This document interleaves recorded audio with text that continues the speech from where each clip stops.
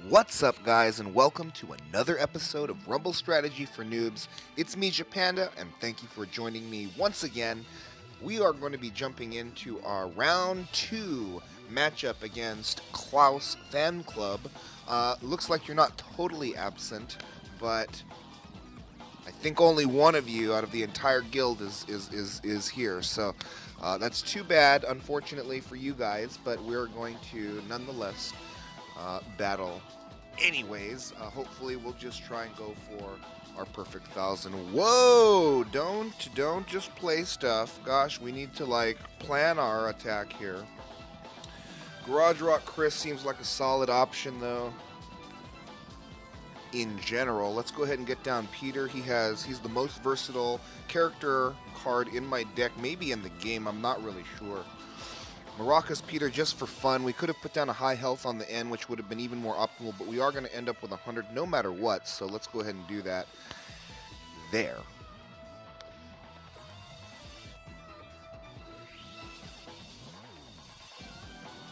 I received some feedback that I guess some people don't know exactly what I'm talking about in certain instances, so I'll try and slow down a little bit in some cases and really explain kind of what I mean by everything that I'm saying.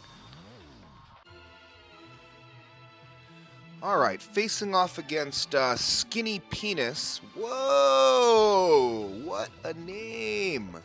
Alright, well, I mean, hey, everybody's got, like, I don't know if it's skinny or not, but whatever. I didn't know that you needed to tell everybody in Animation Throwdown that was the case, but, congratulations, good for you. I don't know exactly what to say there, but let's just go ahead and get you out of the way so we can stop talking about you, my bro.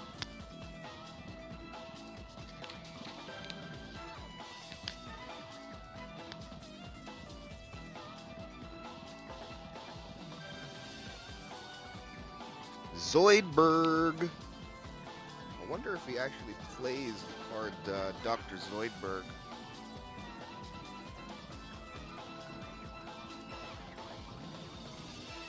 Well, looks like it's going to be a Burger Wars or a Mugger Bender, depending here. Burger Wars it is, since we are going to have the largest swing in that case. Let's support that with red shirt, blue shirt, which will motivate us for this turn. And we can even combo into something that will motivate it once again. Such as this. Keytar Brian. Let's show off our Brian, guys. What's up, Mr. Keytar? You know, he doesn't even play. He's like, Brian's so lackluster. It's like Keytar and Playwright Brian are kind of some good options that he has. Street Hockey Brian. Back to School Brian's not so good, but it's okay, especially if you can start him early and then combo into a later position because he has boost and stuff. But overall, a little bit lackluster. Oh, Big Bad Brian's not bad, though, but I can only make that with Witch Costume. And Whiskey Drunk Brian is pretty good, and I have a lot of ways to make that in my deck as well. So Brian right now is a pretty good option for us because he is educated. Okay, so I don't know what makes him educated. I guess that he's just kind of a know-it-all in the show and stuff, but he is educated, so he will receive the educated buff. The drunk BGE and the educated BGE. BGE, by the way, stands for background event. And the right now, a lot of times there's different qualities that they give to the cards, extra abilities, hidden abilities that you have to kind of click on to see, or click up top here to tell you what it's all about. But look at this, they're all the same. Both of these ones happen to just so be the same. So not a lot of, you don't have to do a lot of thinking there. As far as, some of the BGEs give you gas, hidden paybacks and things like this. So well, let's show off our Brian once again. Whiskey Drunk Brian we're going to make with Pawtucket Patriot Ale. It's really strong. He has a big punch and he has a big leech, so he's really hard to get through. And with the added health, so 50% added health, it just makes him really tough to kind of get past in a lot of cases. I have a hard time getting past him, so you gotta figure that they're gonna have a hard time getting past him too. So since I have so many ways to make Whiskey Drunk Brian, even though I only have one in my deck, I'm pretty one copy of Brian. I'm pretty confident that I'll always, if I do happen to get a Brian out, we'll be able to make a Whiskey Drunk Brian in some way or another. Let's get going with this Viking Peter. I tend to like Crazed in the first position. I like to get it going really, really early because it can snowball into a win even against some opponents who may be stronger than yourself. I know I've taken many a win from some mythic having and quad legendary, maxed legendary playing opponents. So it's a matter of sometimes getting your strongest combo out first and stuff. That does give you kind of a good chance. I didn't know that right away. It's kind of took a lot of trial and error to figure out what was the best plan of attack, and especially when you're at a disadvantage in some cases. Running back Hank is stupid dumb. Let's take a look at him. 35 attack, 18 punch. That's just raw. 53 swing. If you can get him down in the first position, it's kind of OV. And then to boot, if you can combo another thing in the next position, he even gains more attack. So it's just ridiculous. What he's like right now with the educated BGE. They added a second skill trait, or I'm not sure if they added it or it was there before. Let's make him again so we can show it off. I thought he used to only be athletic before. Not sure about that or not. Tell me in the comments, guys, if I'm wrong about that or not, but this is the first kind of time I've seen a card that has two traits, so I'll be paying a lot of attention to that. And seeing, what combos kind of have the, what traits and kind of try to optimize using those parameters, right? So look at that, running back Hank, one swing and done once again. So kind of overpowered right now with the BGE going. 50% added attack and health. Really easy to do that calculation, guys. If you're not familiar with how to do that, just split the number in half and add that to it.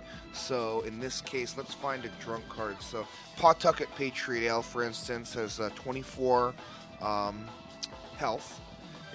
Split that in half is 12. Add that to 24 is 36, and that's how much health we're going to end up with the Pawtucket Patriot Ale. Same thing with the attack, so we'll end up with 15 or 16 attack depending on how they round. Let's go ahead and just find out for ourselves. 17 attack even, so some kind of calculation I did wrong there, but you understand the premise.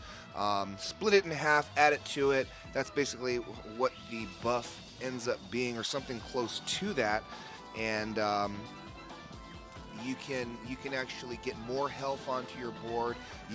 One of the biggest factors in how high a score you can receive in the Rumble is how much health you can show onto your board without taking, or how much damage, how should I say this, how much damage you've taken, along with, and another factor is not just how much damage you've taken, but how much health you can accrue overall, the biggest, across your entire board. I think that is the way that they do it. Let's make a drunk Peter. Hopefully we can make it so that Alamo Beer, if he doesn't combo this Alamo Beer, and he doesn't motivate it, then it wouldn't have swung, but it does end up swinging at us, guys, unfortunately. Let's go ahead and get down a Bender. He has a sturdy. Oh no, we're guaranteed the cripple on this turn, so unless he combos it or again plays something that motivates it, he's not swinging into that position, right? 18 and a jab. We're gonna have to support that. This will end the game for us, and it'll probably end the game for us with 100 with our Tina heal, because the gas does not go off until the end of the turn, so we'll finish the game before the end of the turn, which will result in us getting a, whoa, am I doing bad math right now? Goodness gracious. Okay. Alright, well, whatever, guys. Same thing applies, I guess. Biggest health on the end looks like it's going to be Bobby. Let's go ahead and place that. I predict still 100, even though we took one damage. 99. Goodness gracious. Something went wrong there, guys. I don't know exactly what went wrong. I'm going to go back and look and see. Not perfect on my mathematical calculations today right now, unfortunately, but I'll think about that and I'll try and figure out how to make that a little bit better here going forward. Anyways, if you enjoy my almost free-to-play content, do me a favor, please hit like, please subscribe, and leave a comment down below, because I do love to interact with you guys through the comment section, and I always get back to each and every one of you. Go ahead and just ask anybody. So please do that if you want to. Holla at your boy. So if not, then just please stay tuned for even more almost free to play episodes in the near future. Thanks for tuning in. Bye bye, everybody.